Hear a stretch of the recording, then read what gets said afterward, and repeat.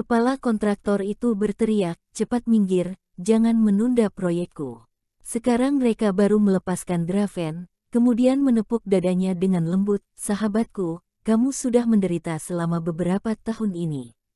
Tenang saja, hari ini, aku akan membantumu untuk menyelesaikan dendam lama. Draven menjadi cemas, Draven segera menarik ujung pakaian Reka, Bang Reka, kita pergi saja, kita tidak mampu untuk menyinggungnya. Reka tidak menghiraukan Draven, Reka hanya melihat kepada kontraktor itu dengan tatapan dingin, kamu berlutut dan bersujud 3 kali kepada sahabatku untuk minta maaf. Ceh, kepala kontraktor itu malah tersenyum, haha, sialan, kamu merupakan orang gila kan, sehingga menyuruhku untuk berlutut dan meminta maaf. Iya juga, teman pria lumpuh ini tentu saja bukan merupakan orang yang normal. Sebelum aku marah, lebih baik kalian pergi dari sini, kalau tidak jangan salahkan aku bertindak kejam. Reka tersenyum dingin dan berjalan ke arah kepala kontraktor itu, baik, aku malah ingin melihat seberapa kejamnya dirimu.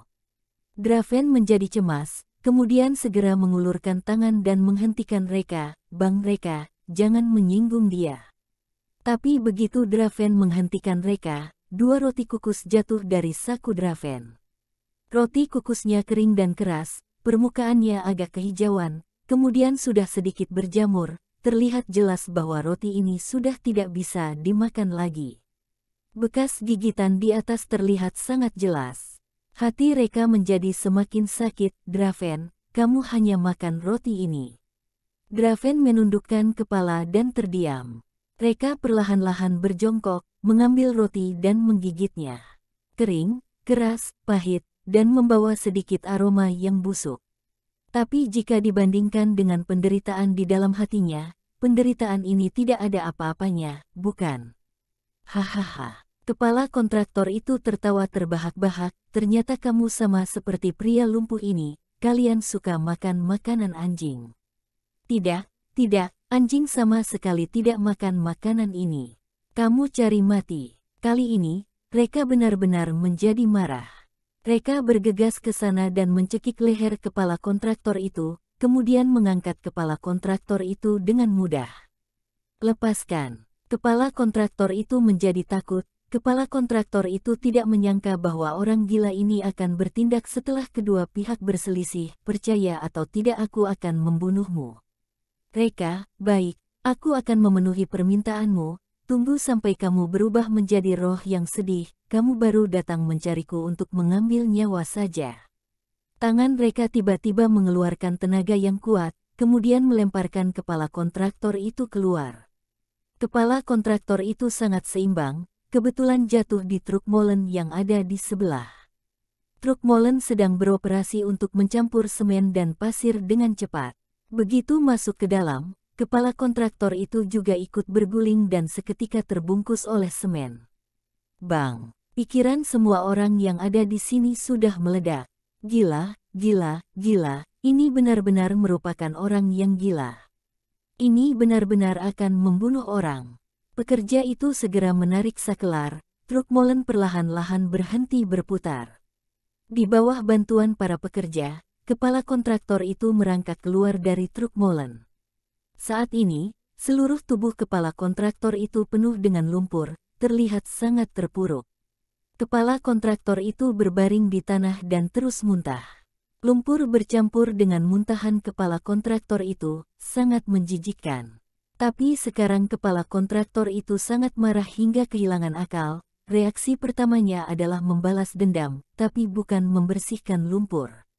Kepala kontraktor itu mengangkat interkom dan berteriak, Ajudan Gogon, Ajudan Bembi, Ajudan Royce, cepat datang ke sini, bantu aku membereskan satu orang.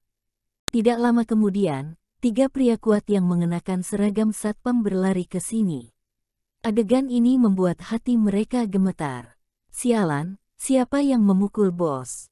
Mereka tidak melindungi bos dengan baik, mungkin akan dipecat.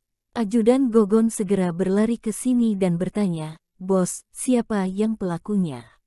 Kepala kontraktor itu menunjuk ke arah Reka, dia, cepat bunuh dia untukku. 3 satpam itu tiba-tiba menjadi sangat marah, kal mati. kemudian bergegas ke arah Reka dengan ganas. Draven sangat takut dan segera menarik Reka ke belakang. "Bang Reka, kamu cepat pergi dari sini. Mereka bertiga merupakan orang yang pensiun dari dinas militer, kamu tidak bisa mengalahkan mereka." "Tenang saja, mereka tidak berani melakukan apapun padaku. Reka tampak acuh tak acuh, mereka hanya 3 serangga, aku tidak perlu terlalu serius dengan mereka." Sekelompok orang tersenyum. Pria ini benar-benar bisa membual. 3 satpam ini memiliki julukan 3 serigala kota Geffen. Mereka pernah mengalahi tim yang terdiri dari 50 orang. Reka mau mengalahi mereka sendirian, tidak mungkin. Reka berdiri di tempat tanpa bergerak. Sampai ketiga satpam mendekat sampai jarak 2 meter darinya, Reka baru mengetuk lantai dengan kaki kanannya sebanyak 3 kali. Bang! 3 batu ditendang oleh Reka dan terbang menuju ketiga satpam. 3 batu itu menembus paha ketiga satpam. Darah berceceran jauh bersama batu. Suara teriakan berdering tanpa habis. Ketiga satpam memegang kakinya yang berlubang sambil berteriak kesakitan di atas tanah.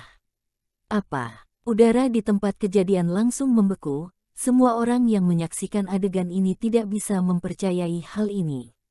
Setan? Apakah orang ini adalah setan?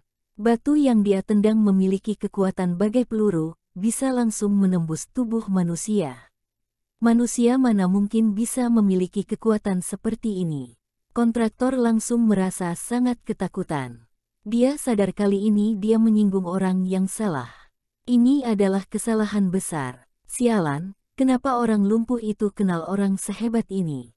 Merasa panik, kontraktor pun bermaksud untuk melarikan diri.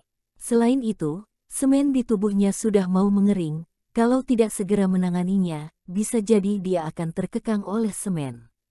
"Berhenti di sana," Reka berkata dengan dingin, "apakah aku mengizinkan kamu pergi?"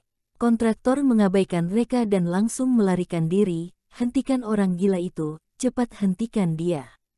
Tanpa menunggu yang lain bereaksi, Reka mengetukkan jari kakinya ke lantai lagi. Sebuah batu terbang menembus dada kontraktor. Suara klik yang tajam berdering dan tulang rusuk kontraktor patah di tempat. "Ah!" Kontraktor berteriak dengan kesakitan, jatuh ke atas lantai sambil memegang dadanya. Darah mengalir di sepanjang jarinya. Berlutut dan minta maaf. Mata Reka memerah. "Sialan. Kontraktor sudah mau meledak di tempat. Kamu tidak boleh bunuh aku, kamu tidak boleh. Aku kenal penanggung jawab proyek ini, Reka. Kalau kamu berani lukai aku, dia pasti akan membunuhmu." Reka agak tertegun. "Kenal aku? Kenapa aku tidak tahu?" Draven juga menoleh ke Reka dengan wajah bingung. "Bang Reka adalah penanggung jawab proyek ini.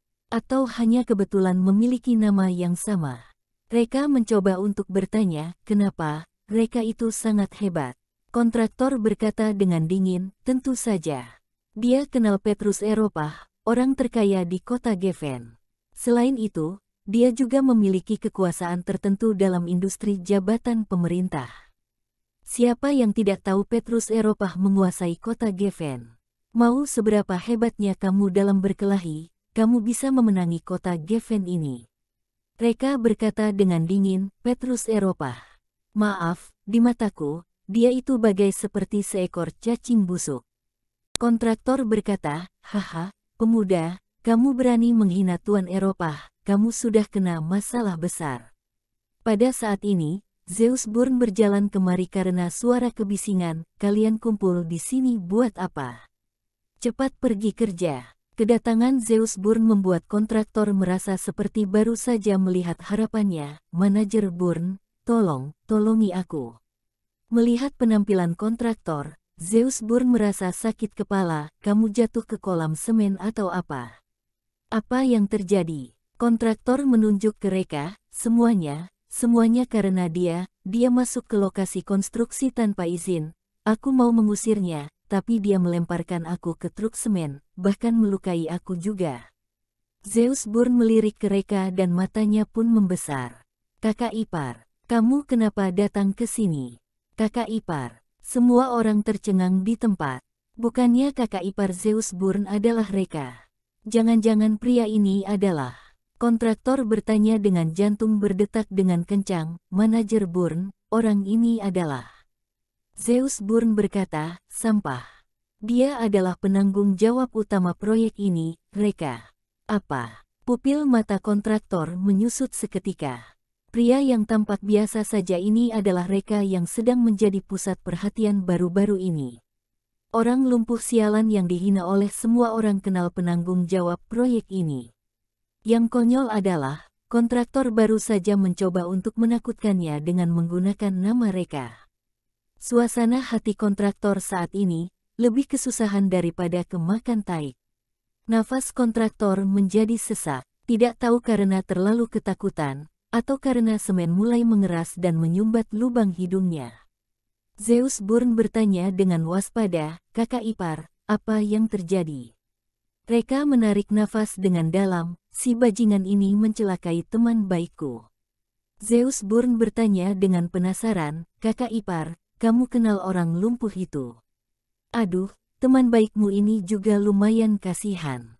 Anak gadisnya sakit dan tinggal di rumah sakit, dia harus bekerja untuk mendapat penghasilan, agar bisa mengobati penyakit anak gadisnya, tapi dia sendiri saja juga sedang sakit. Tubuhnya sangat lemah dan dia tidak mungkin bisa menanggung pekerjaan dengan intensitas tinggi seperti ini. Dia sudah pingsan berkali-kali dalam beberapa hari ini. Aku kasihan, jadi aku beri dia gaji 2 bulan terlebih dahulu, biar dia bisa pulang jaga anak gadisnya. Tapi dia bersikap keras kepala mau datang.